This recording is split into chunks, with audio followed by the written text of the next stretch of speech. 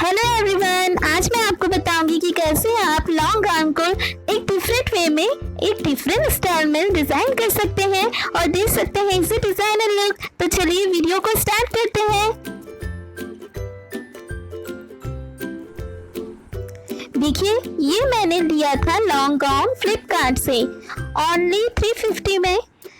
तो देखिए मैंने इसे कैसे डिज़ाइन किया। ये अलग अलग पीसेस में आया था तो मैंने इसे स्टिच किया इस तरीके से। यहाँ पे लेस लगाया मैंने स्लीव्स में। पहले देखिए यहाँ पे मैंने बीच में इसे रेड फैब्रिक को अटैच किया और बोर्ड नेक डाला।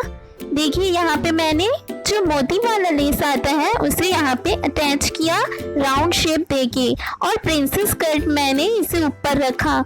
और ब्लैक जो कपड़ा है रेड और ब्लैक को मैंने साथ में जॉइन कर दिया और स्लीव्स को मैंने फुल स्लीव रखा। और जो लेस आया था कमर के लिए मैंने उसे क्या किया, इसे स्लीव पर ऐसे बीचों बीच लगा दिया और वहाँ पे कट लगा दिया।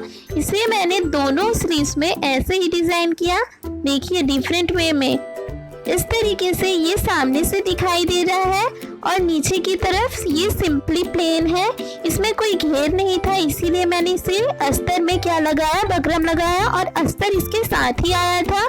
तो इस तरीके से ये दिखाई देता है ए शेप में।